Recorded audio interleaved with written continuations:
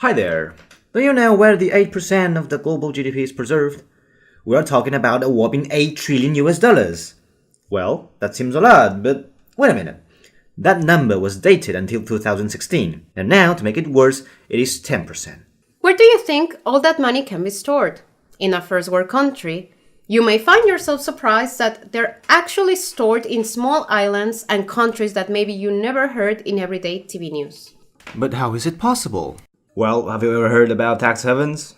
A tax haven is a country that offers foreign people and businesses a minimum tax liability. This comes with a politically and economically stable environment with little to none financial information shared with foreign tax authorities. Those who want to invest in a tax haven don't actually have to live in the country to benefit from the tax avoidance.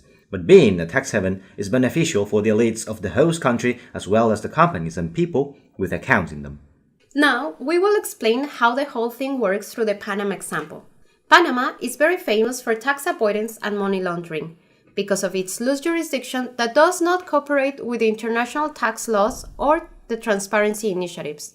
But first, let us explain that there are different ways in which offshore operations can work. One of the primary methods is corporate profit shifting. This is where a multinational company registers its headquarters in a low corporation tax jurisdiction and then books its profits there, rather than in the country in which operates.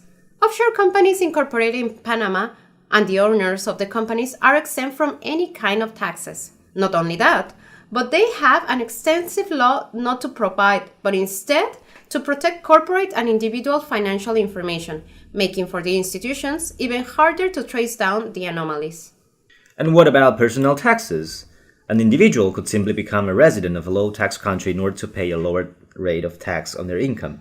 This is what racing drivers and sports people generally do.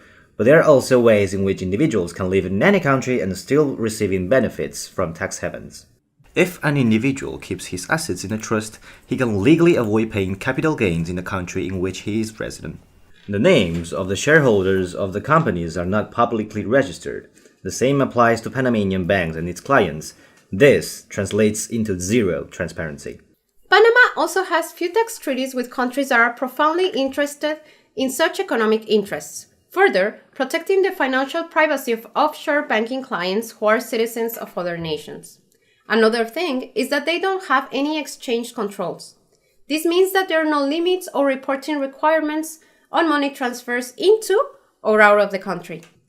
However, as you may have realized, even when the main use of these places is for tax avoidance purposes, nowadays are also being used for corruption. For example, you can put the bribe money into one of these offshore accounts, and thanks to the disclosure laws, no one could ever know anything about it. And for that very same reason, it is used by international crime mafias and terrorist groups for money laundering. And what about the Panama Papers? On April the 3rd of 2016, a huge amount of 2.4 terabytes of data from the Panamanian lawyer's office, Mossack Fonseca, were made public. The collaborative work of the International Consortium of Investigative Journalists revealed how Mossack Fonseca facilitated a wide-scale tax evasion through more than 214,000 offshore entities. Connections to persons and companies in more than 200 countries and territories were exposed, covering a wide range of high-level persons such as politicians, sportsmen, and wealthy elites. While the size of Panama paper leaks was unprecedented, so are its revelations about the sheer size of tax evasion through offshore constructions, especially considering that the Panama Papers uncovered the offshore activities of just only one law firm. In the book, The Hidden Wealth of Nations, Gabriel Zacuan estimated that about a whopping 7.6 trillion US dollars of financial wealth is held in offshore tax havens, leading to a loss of tax revenue of 190 billion US dollars. The systemic problem of tax avoidance delivers an additional blow to the legitimacy of the globalized financial order, whose many excesses were brought to surface by the global financial crisis. This crisis created an unprecedented momentum to regulate the offshore world. It is important considering that since tax avoidance is a global issue, it raises huge inequality gaps consequences both as local as in the global scope. In the global aspect, Zuckman, in his later work, along with other researchers on microeconomics, have found that by 2017, the 10% of the global GDP was held offshore, which means a rapid growth in this illicit avoidance. Not only the obvious consequences should be mentioned, like that all that money would help to the local development in the countries of the avoiders, but also that the gap between the rich and the poor is growing. The problem, however, begins when we have to measure it.